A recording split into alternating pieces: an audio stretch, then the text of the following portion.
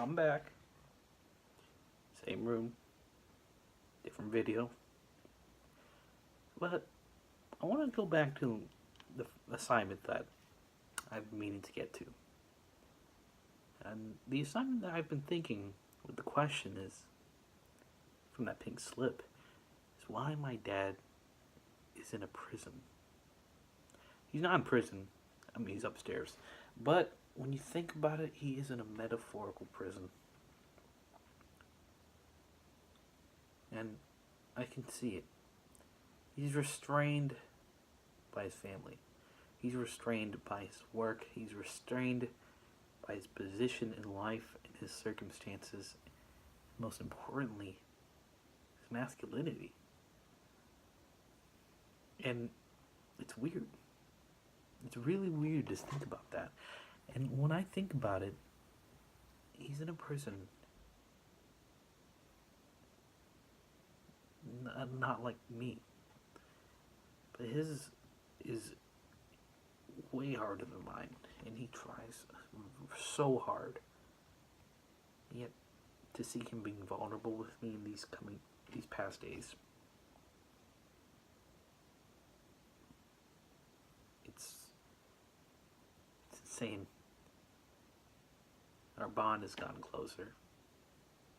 Our We don't even have to say anything, we just understand.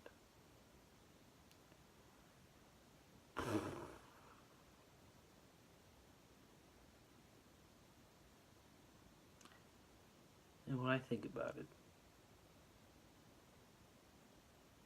he deserves so much better. One of my cousins actually gave me the metaphor. Uh, he's a fisherman. And I'm like, what the fuck do you... What? Yeah, obviously. And he's like, no, no, no, listen, hear me out. And I'm like, okay. And he's like, he's in a fisherman mindset. It's that thrill of the catch that keeps him going.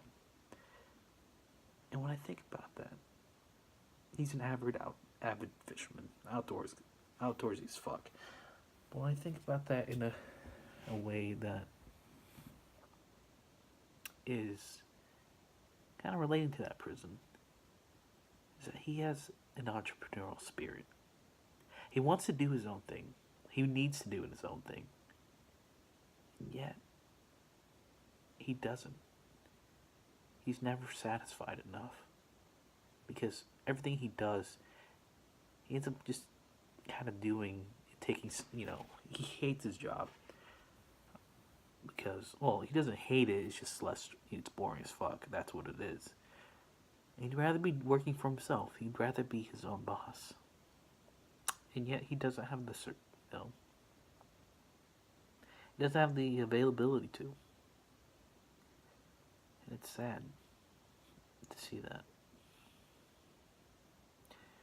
And then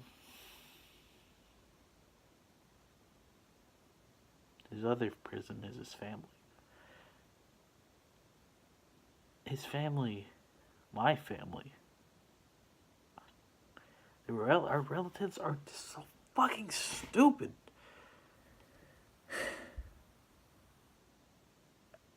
They lack the ability, or they're just too dumb to realize they gotta take a step back and just kind of look at things from both within and without. They need to. They're always trying to start shit. They're always trying to do shit, and it takes a toll on their family. I don't know. Maybe it runs in the family. I don't know. It's just fucking.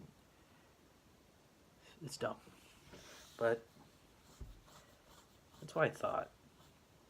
It goes so much deeper, way deeper. Deeper than I expected. Because when I think about it, all this stuff, it's all PTSD.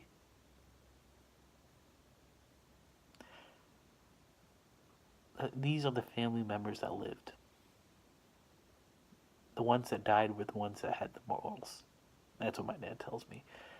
And these are the people that survived because they had the will. They had the necessity and the will to live. Like they went hard. All right. When you think about it, in the way they are, it makes sense. They didn't have time to be vulnerable. They didn't have time to fucking take a day off. It's either life or death. And when they're here, their kids don't understand because generational trauma fucking is a thing, right? And it's really insane to think that, oh my god, everyone suffers from it. Yet they embody it in different ways. Different ways that kind of are very interesting. Because my family history is incredibly complex. Like most Cambodians, my families, they were the bourgeoisie, right? They were the ones who had the education, the money, and the power to run the government. And they did. Yeah, when communism came, that all ended. They all died, and all it is just pick up from scratch and come to America, right? And try to enjoy your time here, but a lot of them keep reminiscing.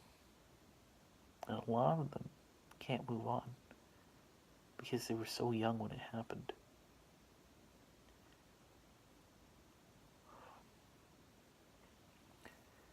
And to see that, that's very interesting to me. Because you can see that visibly, the nostalgia for the old days.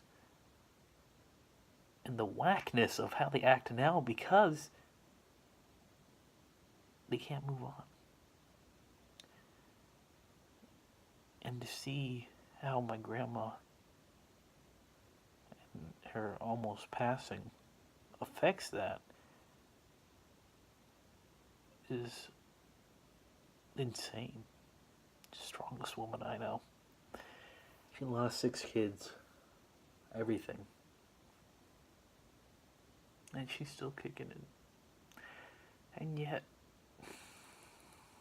her children don't, the majority don't appreciate what she did.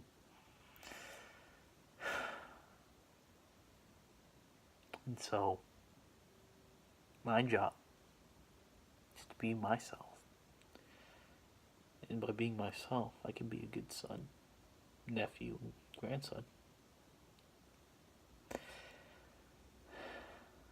Because in the end, I have to watch out for me. But also in the end, behind the veil of friends, all you have left is family. Family, and most importantly, yourself. Yet if I don't take care of myself, I can't take care of my family. And I'm not looking to take care of them and coddle them, but give them the respect that they need and deserve. Because their own children don't do it. And if I can do that, because I can understand where they're coming from.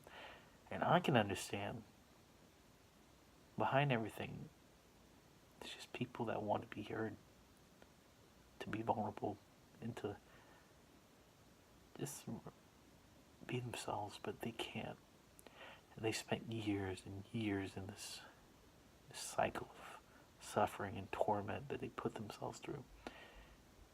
And so, my job, not my job, my duty,